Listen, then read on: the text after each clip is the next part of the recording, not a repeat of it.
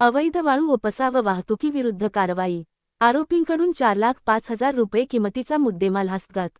माननीय श्री सोमनाथ घारगे, पोलीस अधीक्षक, अहिल्यानगर यांनी पोलीस निरीक्षक श्री किरण कुमार कबाडी, स्थानिक गुन्हे शाखा अहिल्यानगर यांना जिल्ह्यातील अवैध वाळू वाहतुकीविरुद्ध कारवाई करण्याबाबत आदेशित केले होते। नमूद आदेशान्वये पोलीस निरीक्षक श्री किरण कुमार कबाडी यांनी स्थानिक गुन्हे शाखेचे पोलीस अंमलदार राहुल द्वारके, विमराज खरसे, राहुल डोके, प्रमोद जाधव, सतीश भावर, सुनील मालणकर, चालक महादेव भांड अशांचे पथक तयार करून अवैध वाळू उपसा व वाहतुकीविरुद्ध कारवाई करण्याकामी रवाना केले।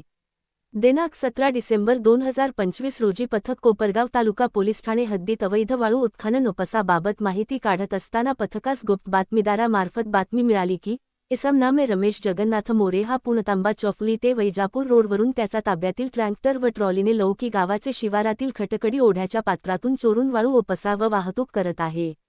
त्यानंतर पथकाने तात्काळ पुणतांबा चौफुलीकडून वैजापूरकडे जाणारे रोडने पेट्रोलिंग करीत जात असताना पथकास समोरून एक ट्रॅक्टर ट्रॉली येत असताना दिसली। तेव्हा पथकाने ट्रॅक्टर थांबवून पाहणी केली असता ट्रॉलीमध्ये वाळू असल्याचे दिसून आले।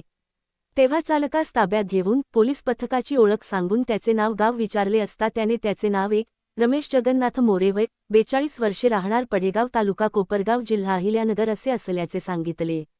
त्याचेकडे वाळू वाहतुकीचा कोणताही शासकीय परवाना नसल्याने पंचासमक्ष रुपये 4 लाख किंमतीचे ट्रॅक्टर व ट्रॉली 2,05,000 रुपये किंमतीची अर्धा ब्रास वाळू असा एकूण रुपये 4,05,000 रुपये किंमतीचा मुद्देमाल जप्त करण्यात आला आहे।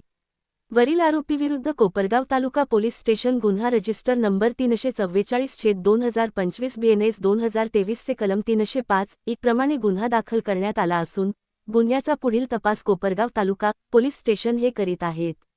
सदरची कारवाई श्री सोमनाथ घारगे पोलीस अधीक्षक अहिल्यानगर यांचे सूचना व मार्गदर्शनाखाली स्थानिक गुन्हे शाखेचे वरील पोलीस अधिकारी व अंमलदार यांनी केलेली आहे। लोकन्याय न्यूज चॅनलसाठी विशेष प्रतिनिधी राजेंद्र सूर्यवंशी।